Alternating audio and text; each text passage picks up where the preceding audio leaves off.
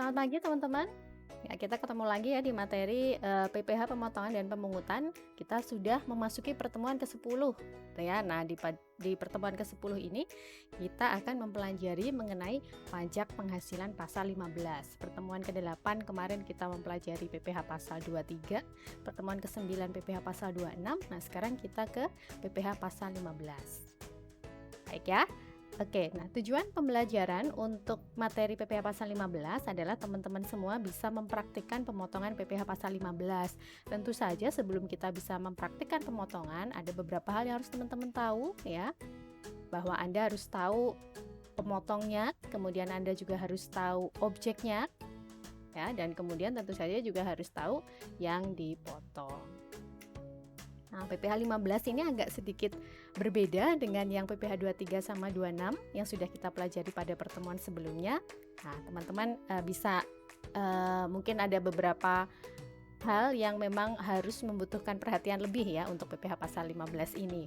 Tapi saya yakin semuanya pasti akan bisa paham gitu ya, dan bisa mencapai tujuan pembelajaran untuk PPh pasal 15. Jadi tetap semangat, semuanya bisa. Yang penting adalah mindset apa yang ada di kepala kita ya. Optimislah bahwa Anda akan bisa paham dan nanti Anda akan bisa mengerjakan latihan soal, dan nanti ujian juga akan diperoleh hasil yang paling baik ya. Semangat. Kita akan mulai dengan overview terlebih dahulu ya. Sorry, ini ada kesalahan, belum diedit ya. Harusnya overview PPh pasal 15. Nah, di PPh pasal 15 nanti kita akan mulai dengan gambaran umum pemotongan PPh pasal 15 ya. Ini menggunakan sistematika overview seperti yang sudah kita gunakan untuk PPh pasal 23 dan PPh pasal 26. Ya, nanti setelah Anda memahami gambaran umum pemotongan PPh pasal 15, baru kita masuk dalam setiap objek. Gitu ya. Nah, kita punya 5 objek. Nah, yang pertama nanti yang akan teman-teman pelajari adalah PPh pasal 15 untuk kantor perwakilan dagang asing. Kemudian berikutnya adalah untuk perusahaan pelayaran dalam negeri. Berikutnya untuk perusahaan penerbangan dalam negeri, kemudian untuk perusahaan pelayaran dan penerbangan luar negeri, dan yang terakhir adalah untuk jasa maklon internasional mainan anak. Ya, jadi mungkin ada beberapa istilah yang asing yang belum pernah teman-teman dengar, belum pernah teman-teman pahami. Bersama-sama kita akan mencoba untuk belajar gitu ya, dan bisa memperoleh ilmu baru mengenai pajak penghasilan pasal 15 ini. Oke, kita akan mulai bagian pertama dengan gambaran umum ya. Nah, apa itu PPh pasal 15 ya? Kalau yang lalu kita sudah belajar apa itu PPh pasal 23, kemudian apa itu PPh pasal 26. Nah, untuk kesempatan ini adalah untuk PPh pasal 15. PPh pasal 15 adalah jenis pajak penghasilan ya, dia salah satu jenis pajak penghasilan diatur dalam Undang-Undang PPh sebagaimana terakhir telah diubah dengan Undang-Undang Cipta Kerja. Nah, PPh pasal 15 dikenakan atau dipotong dari wajib pajak yang bergerak pada pelayaran dalam negeri, pelayaran penerbangan luar negeri, penerbangan dalam negeri, kantor perwakilan dagang asing, dan jasa maklon internasional mainan anak. Jadi bedanya adalah dengan yang 2326, kalau teman-teman lihat struktur pembahasan di 2326, dia ngomong pemotongnya adalah ini gitu ya. Yang dipotong oleh bendahara pemerintah, subjek pajak dalam negeri gitu ya, atas penghasilan diterima oleh ini gitu ya. Kemudian untuk objek bla bla bla. Nah, kalau PPh pasal 15 dia tidak menggunakan struktur seperti itu. Jadi dia tidak dalam definisinya itu tidak secara eksplisit dicantumkan siapa saja pemotong gitu ya, dan juga tidak secara eksplisit disebutkan item-item seperti yang kemarin di 2326. Jadi kalau 2326 kan teman-teman bisa lihat, oh ada dividen, bunga royalti, dan seterusnya gitu ya. Kalau di sini dia hanya menyebut ini adalah penghasilan dikenakan dipotong dari WP ini saja. Nah, keunikan PPh pasal 15 yang tidak ditemui di PPh pasal 2326 adalah adanya istilah norma penghitungan khusus. Nah, apa itu norma penghitungan khusus? Nah, untuk bisa memahami lebih baik, nah teman-teman ingat gitu ya, ketika belajar PPh umum itu ada namanya norma penghitungan penghasilan itu ya, atau NPPN. Tujuannya apa sih NPPN? Untuk memperoleh penghasilan neto. Ya, sebagaimana kita tahu WP itu punya omset ya, peredaran usaha. Nah, ketika dia dapat peredaran usaha, sorry ya, atau peredaran bruto ini, omset ya. Nah, contoh ya, menjual barang. Ya, barang itu dijual harganya adalah 500.000 per piece. Apakah 500.000 itu adalah laba bagi produsen yang membuat barang? Tentu tidak, karena di dalam komponen barang itu gitu ya, ketika diputuskan harga jualnya adalah 500.000, tentu saja ada unsur-unsur bahan baku gitu ya, upah tukang, listrik, kemudian transportasi, distribusi dan macam-macam, sampai akhirnya ditemukanlah unit cost dari satu produk. Kemudian dari unit cost itu produsen menentukan mau berapa gitu ya margin labanya, baru dari situ ada harga jual. Harga jual itu dijumlahkan, itu akan menjadi peredaran bruto bagi wajib pajak. Maka di dalam peredaran bruto itu ada komponen biaya. Ya, bebas aja Anda mau pakai istilah biaya atau beban. Saya lebih cenderung pakai istilah biaya. Kenapa? Karena beban itu buat saya sesuatu yang berat gitu ya, yang maunya kita hindari. Nah, ini psikologis aja sih, psikologis istilah gitu ya. Jadi saya cenderung pakai istilah biaya gitu ya, sesuatu hal yang harus kita keluarkan dalam rangka generating revenue, menghasilkan pendapatan. Nah, karena di sini ada peredaran bruto, maka nggak fair dong, masa orang berusaha terus ada komponen-komponen biaya, tapi kita majakinya dari bruto. Ini kita ngomong ketentuan PPh umum ya, mohon diabaikan kalau kaitannya dengan PPh final atau mungkin PPh UMKM, karena dia memang ada trade off gitu ya. Karena dia lebih mudah, maka memang jadinya adalah menggunakan bruto, tidak memperhitungkan komponen biaya. Tapi yang kita bicarakan sekarang adalah PPh umum. Nah, ketika orang jualan dapat hasil, nggak boleh dia dipajakin hanya dari duit yang masuk ke dia aja, tapi tadi harus memperhitungkan biaya. Maka dari itu di aturan PPh kita, peredaran bruto dikurangi dengan biaya. Biaya yang boleh dikurangkan sesuai ketentuan dalam perundang-undangan PPh. Ya. Nah, dia mengatur yang ini boleh, ini nggak boleh, ini boleh, ini nggak boleh, ini boleh, ini nggak boleh gitu ya. Ada di undang-undang PPh. Nah, dari situ nanti akan ketemu apa? Penghasilan neto. Penghasilan neto inilah nanti yang akan dijumlahkan, sumbernya dari mana-mana. Kemudian kalau dia orang pribadi akan dikurangi dengan PTKP. Ya, yang dijumlahkan adalah ini, agar lebih adil untuk WP. Berapa biayanya itu diperhitungkan untuk kepentingan pemajakan. Tapi sayangnya nggak semua orang, nggak semua WP itu bisa menghitung penghasilan netonya dengan memperhitungkan biaya ini. Banyak kan nggak dicatat.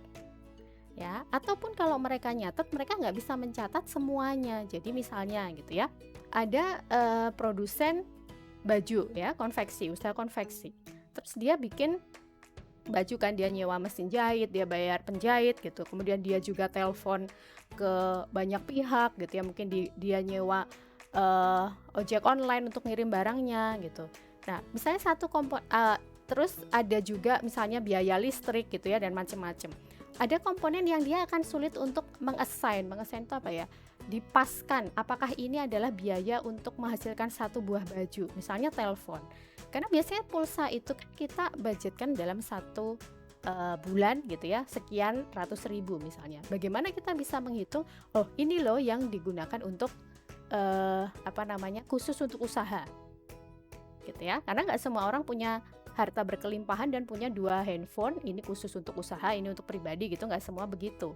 Kalau kita ngomong dalam konteks perusahaan besar, tentu mereka bisa membedakan gitu ya. Mereka biasanya sudah dedicated, ini barang untuk ini, termasuk kendaraan ini untuk angkutan, untuk ini tuh sudah di ada pos-posnya gitu ya, yang mereka sudah bisa membedakan mana yang untuk usaha, mana yang untuk pribadi. Tapi itu akan menjadi hal yang sangat sulit untuk jenis usaha ketika kita masih ngomongin orang pribadi. Itu juga sebabnya kenapa orang pribadi punya pilihan pencatatan, sedangkan untuk badan enggak. Karena harusnya kalau badan tuh dia sudah mendesain sistem usahanya dan bisa menghitung biaya mana yang benar-benar dipakai untuk usahanya dan mana yang bukan. Ya. Nah, dalam konteks keadilan tadi, ketika ada WP yang tidak punya pencatatan sehingga tidak bisa menghitung biaya ini, diberikanlah satu fasilitasi namanya norma penghitungan penghasilan neto. Norma ini dibedakan sesuai dengan jenis usaha, ya, KLU, klasifikasi lapangan usaha, dan juga tempat. Kenapa harus berbeda kayak gitu? Karena sesuai dengan yang kita tahu gitu ya, jenis usaha tertentu memiliki karakteristik yang berbeda dengan usaha lain. Ya, itu sebabnya kenapa harus ada angka yang berbeda. Kemudian juga lokasi akan mempengaruhi. Ketika Anda di kota besar, Anda di kota kecil, itu tentu saja akan berbeda. Itu kenapa kok kuliah di Jogja lebih murah, kuliah di Jakarta lebih mahal gitu ya, padahal sama-sama kuliah, ya karena memang daerahnya berbeda. Nah, itu mempengaruhi nanti besaran NPPN. Jadi apa tujuan ada NPPN? Adalah untuk bisa menghitung penghasilan neto. Oke. Nah, hal yang sama juga berlaku untuk norma penghitungan khusus. Nah, kalau kita lihat ini semua WP-nya adalah WP badan. WP badan tentunya harus pembukuan, gitu ya, nggak pencatatan. Jadi harusnya bisa dong dihitung biaya ini. Bisa, tapi ada jenis usaha tertentu yang akan sulit menghitungnya. Ya, dia punya kesulitan yang luar biasa untuk menghitung, repot sendiri, dan Anda tahu ya kalau kita tuh ketemu barang yang sulit biasanya kita melipir deh, kalau bisa nggak gua kerjain gitu ya, atau udahlah bodo amat, asal aja lah gitu ya, saking pusingnya. Ya, nah ada jenis-jenis usaha yang memang seperti itu ya karakteristiknya, atau memang kelaziman dunia internasional dia tidak menggunakan cara penghitungan PPh yang berlaku umum seperti tadi.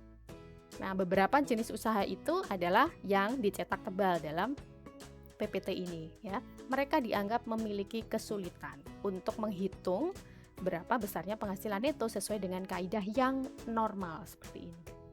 Pembukuan, oh ya dia pasti gitu ya, tapi ada aspek-aspek yang akan sulit untuk dihitung. Ya, ada aspek-aspek yang sulit untuk dihitung, dibedakan, dialokasikan itu agak sulit. Maka dibuatlah satu ketentuan bahwa untuk perusahaan ini nanti mereka menggunakan norma penghitungan khusus. Apa tujuan ada norma penghitungan khusus? Agar mereka bisa menghitung besarnya penghasilan neto. Ya, sama, karena penghasilan neto ini yang akan dikalikan dengan tarif. Tarifnya tarif apa? Tarif apa? Ya, PPh. PPh apa? Badan. Kenapa kok PPh badan, Bu? Karena semuanya badan, nggak ada WP PPh pasal 15 ya, yang OP nggak ada. Pasti semuanya badan, maka tarifnya adalah tarif PPh badan. Ya, seperti yang sudah saya tulis di situ. Oke, nah norma penghitungan khusus seperti NPPN dia adalah besaran persentase tertentu yang nanti akan dikalikan dengan jumlah bruto. Jumlah bruto yang mana? Tentu saja jumlah bruto yang diterima oleh perusahaan 1, 2, 3, 4, dan 5. Oke, nah jadi kekhususan PPh pasal 15 adalah mereka semuanya akan menggunakan norma penghitungan khusus yang ditetapkan dengan keputusan Menteri Keuangan atau KMK. Ya. Sayangnya KMK-nya tuh semua KMK zaman jebot. Zaman jebot itu adalah zaman dahulu kala gitu ya. Dia yang paling baru itu yang ini ya, Jasa Makron tahun 2000-an. Saya lupa 2000 berapa. Nanti teman-teman bisa cari ya di internet. Nah, di sini karena KMK-nya tahun zaman dulu, nanti mungkin ada hal-hal yang sudah tidak relevan gitu ya, atau menurut Anda perlu diubah. Tapi apapun itu kalau kita lihat dari sisi fiskus ya mereka harus mengikuti aturan yang ada dan sudah diterbitkan selama itu belum diubah. Mereka tidak diperkenankan untuk menggunakan aturan yang belum ada. Jadi memang harus pakai yang sudah ada. Ya. Oke, kita lanjutkan.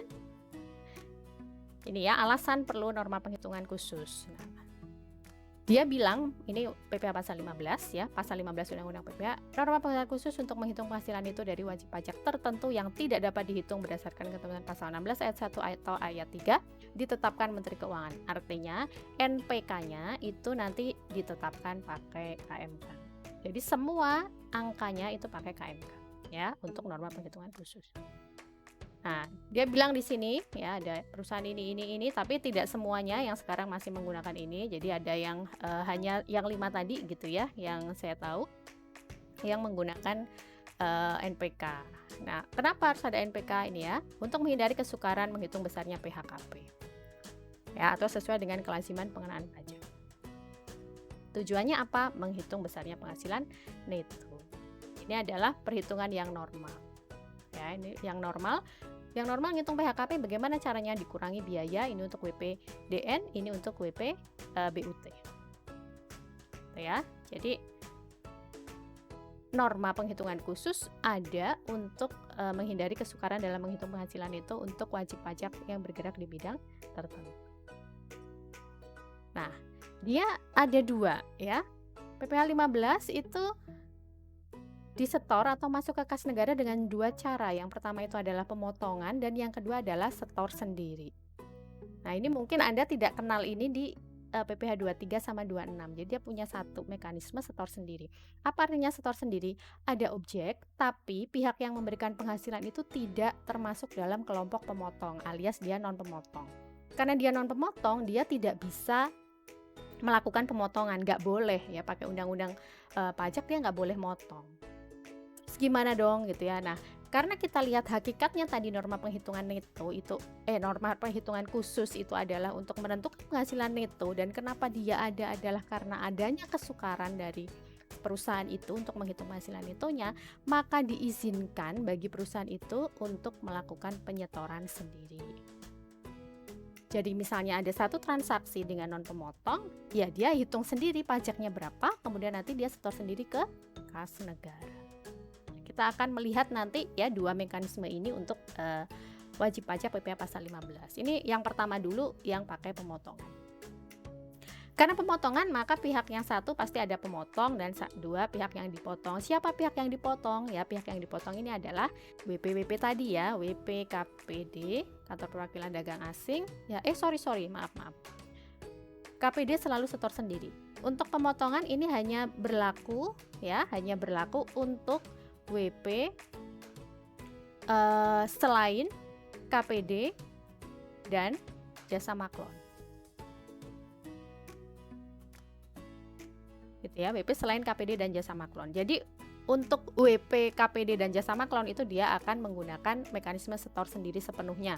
Sedangkan untuk selain KPD dan jasa maklon artinya dia adalah penerbangan dalam negeri, pelayaran dalam negeri, kemudian penerbangan pelayaran luar negeri. Nah, ini bisa pakai pemotongan. Oke. Nah, jadi ketika ada satu pihak ya membayarkan uang kepada pihak yang dipotong, dalam hal ini perusahaan penerbangan dalam negeri, perusahaan pelayaran dalam negeri atau perusahaan penerbangan dan pelayaran luar negeri, kemudian atas penghasilan yang dibayarkan itu si pemotong mendapatkan sesuatu yang merupakan objek PPh pasal 15. Apa saja objeknya nanti kita lihat pada slide berikutnya gitu ya. Ketika memberikan uang ini, mengalirkan uang ini dari sini ke sini, ada jumlahnya. Nah, jumlah itu akan dikurangi satu besaran tertentu, yaitu PPh pasal 15. Jadi yang diberikan adalah sebesar bruto dikurangi PPh pasal 15. Nah, besaran uang ini nanti akan disetor ke kas negara dengan menggunakan perhitungan tarif kali DPP. Tarifnya nanti kita lihat untuk setiap objek ya, karena ini beda-beda ya. Nah, kemudian ketika dia melakukan pemotongan tentu saja dia harus membuat bukti potong. Ya, bukti potong. Nah, bukti potong ini nanti akan digunakan untuk sarana klaim gitu ya, bahwa dia sudah dipotong PPh, atau ketika pemotongannya sifatnya tidak final akan bisa digunakan untuk klaim kredit pajak. PPh pasal 15 punya dua sifat pemotongan, yang satu adalah final, yang satu tidak final. Pemotongan yang sifatnya tidak final hanya untuk perusahaan penerbangan dalam negeri. Artinya apa? Ketika ada suatu badan memberikan penghasilan kepada perusahaan penerbangan dalam negeri, penghasilan itu adalah diberikan karena adanya satu objek PPh pasal 15. Ketika dia mengurangi besaran tadi dengan PPh pasal 15, sifat besaran itu adalah tidak final yang nanti bisa diklaim dalam SPT tahunan perusahaan penerbangan dalam negeri. Ya, nah kenapa kok dia punya sifatnya tidak final? Kenapa dia perusahaan ini satu-satunya yang sifatnya tidak final? Nah, itu akan kita lihat nanti ya ketika mempelajari objek khusus untuk penerbangan dalam negeri.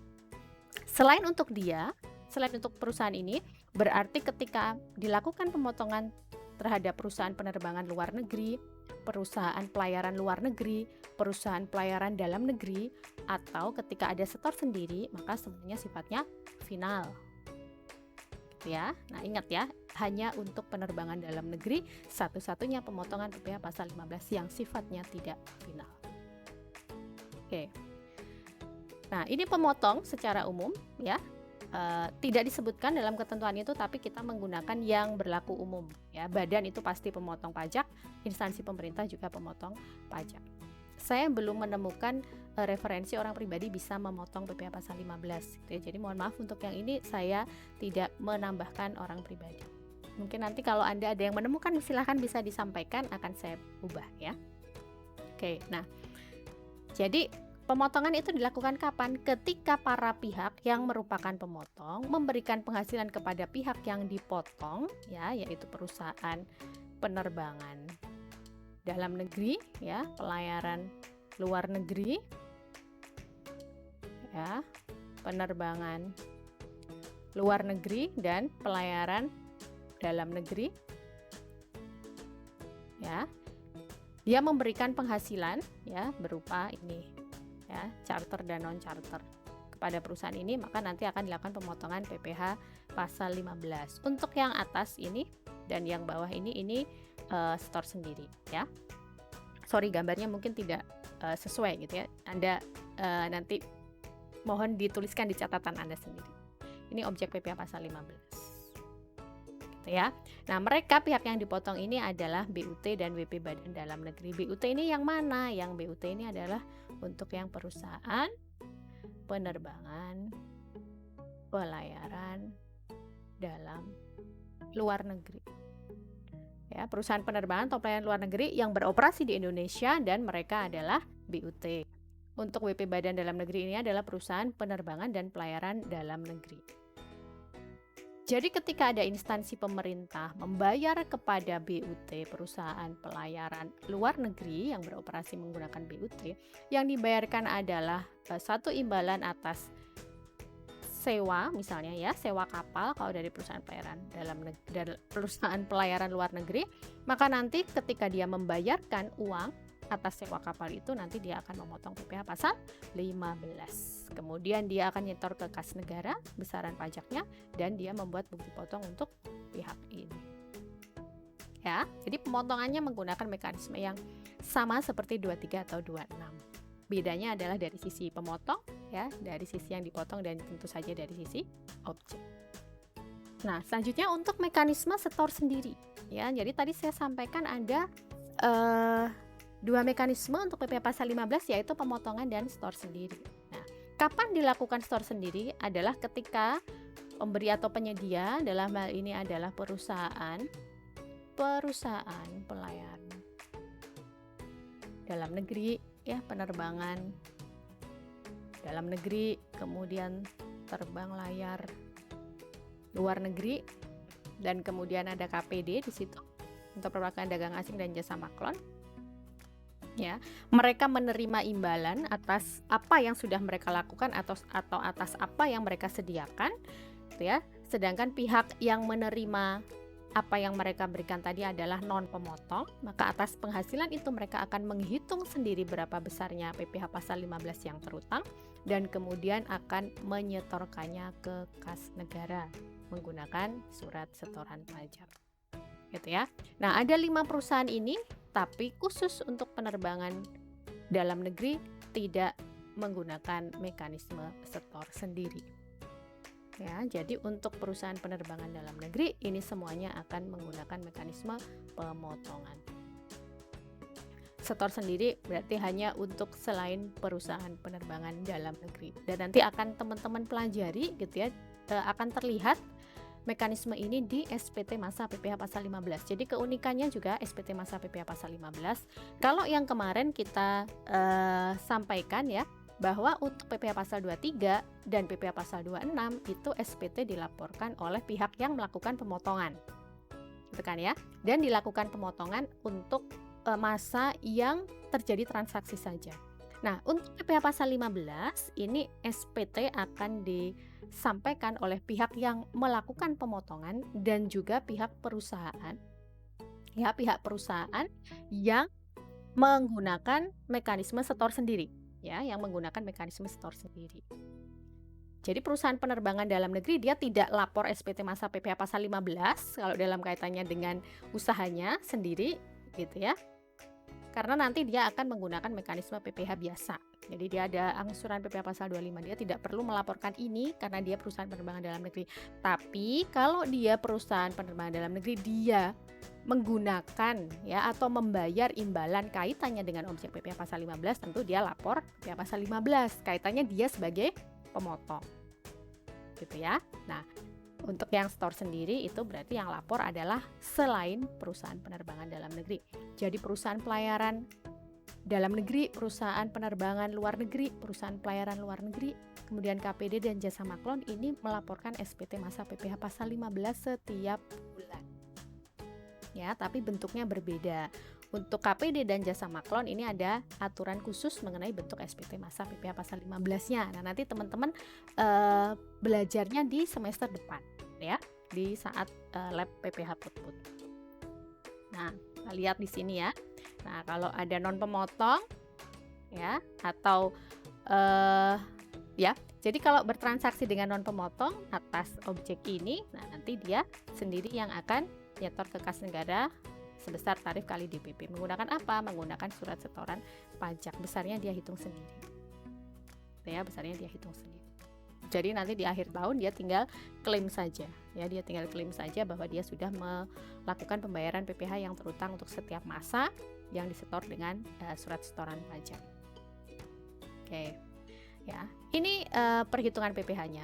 Seperti biasanya perhitungan PPh pastinya tarif dikali dasar pengenaan pajak, gitu ya. Nah, dasar pengenaan pajaknya biasanya kan jumlah bruto gitu ya, atau kemarin untuk PPh pasal 26 itu ada juga perkiraan penghasilan neto. Ya, nah, untuk yang di sini DPP-nya adalah DPP itu penghasilan neto. Penghasilan netonya dihitung dari norma penghitungan khusus dikalikan dengan jumlah bruto. Jumlah bruto untuk setiap objek akan berbeda-beda. Ya, jadi DPP di sini adalah penghasilan neto. Penghasilan neto dihitung dari norma penghitungan khusus yang diatur dalam KMK dikalikan dengan jumlah bruto yang diterima oleh perusahaan-perusahaan tadi. Nah, tarif di sini, tarifnya adalah tarif PPh badan. Kenapa kok tarifnya tarif PPh badan? Karena semua WP-nya adalah WP badan. Yang satunya adalah WP BUT. Gitu ya. Nah, karena ada omongan BUT di sini, maka nanti tarif ini secara umum kan PPh badan, tapi ketika Anda ngomongin BUT, Anda jangan lupa ada omongan di PPh pasal 26 yang baru kemarin kita pelajari namanya branch profit tax. Ya, maka BPT ini juga akan ikut serta dalam penghitungan besaran PPh pasal 15 yang nantinya harus dipotong. Tapi ingat, karena ini hanya untuk BUT ya, jadi kita akan ngomongin itu kalau konteksnya BUT saja. BUT di sini apa? Yaitu KPD dan perusahaan penerbangan pelayaran luar negeri. Karena dua-duanya akan beroperasi di Indonesia sebagai BUT. Ya, tapi secara umum ya dia PPh badan. Baru muncul BPT kalau itu adalah BUT. Nah, karena di sini ada angka persentase tertentu ya, PPh badan kita, NPK ini juga persentase tertentu, maka ada istilah tarif efektif. Maksudnya apa istilah tarif efektif? Ketika diadakan simplifikasi ya, ini dikali ini hasilnya berapa gitu. Jadi nanti ya ada juga yang bilang tarif PPh pasal 15 adalah tarif efektif kali bruto. Ya, ini boleh-boleh saja tapi Anda harus ingat ya, bahwa besaran tarif efektif ini asalnya dari mana. Karena ketika kita bicara BUT, ya ketika kita bicara BUT, maka akan ada sedikit perbedaan dengan yang WPDN. Kenapa kok ada beda? Karena Anda ingat di hakikatnya PPh pasal 26 ada 3 jenis tarif yang bisa dipakai, yaitu tarif 20% sesuai ketentuan di Undang-Undang PPh, kemudian tarif tax treaty atau P3B sesuai di tax treaty, dan kemudian yang sesuai peraturan pemerintah. Karena besaran ini akan berbeda, tidak 20%, artinya besaran BPT juga bisa berbeda kalau punya P3B. Ya, nah nanti mungkin Anda bisa lihat ilustrasinya lebih jelas ketika kita membicarakan mengenai pasal 15 untuk WP-WP yang termasuk dalam kelompok BUT ya. Oke, tapi hati-hati ya. Jangan hanya mengandalkan tarif efektif saja karena mungkin bisa berubah term and condition. Ya. Oke, nah ini untuk jatuh tempo penyetoran dan pelaporan. Karena dia punya 2 mekanisme, maka ada juga 2 tanggal. Tanggal 10 ya, masa pajak berikutnya. Jadi tanggal 10 setelah masa pajak berakhir, ya tanggal 10 bulan berikutnya. Kalau misalnya ngomong Januari, maka ini adalah 10 Februari gitu ya. Ini adalah untuk yang pemotongan. Kalau store sendiri tanggal 15. Kenapa beda? Ya saya udah menjelaskan ini gitu ya. Kalau kita megang duit orang lain ya cepet-cepet lah kita serahkan ke kas negara. Kalau duit sendiri ya bolehlah tambah seminggu ya, 15, tanggal 15. Kemudian SPT-nya adalah tanggal 20. Ya, SPT-nya tanggal 20 menggunakan SPT masa PPh pasal 15. Yang bentuknya ada yang SPT, ada juga SPT khusus, dan ada juga untuk jasa maklon itu dianggap sudah setor kalau ada SSP atau ada pembayaran. Nah, seperti itu untuk gambaran umum PPh pasal 15. Ya, berikutnya kita akan masuk untuk setiap objek. Jadi kita akan memulainya dari kantor perwakilan dagang asing.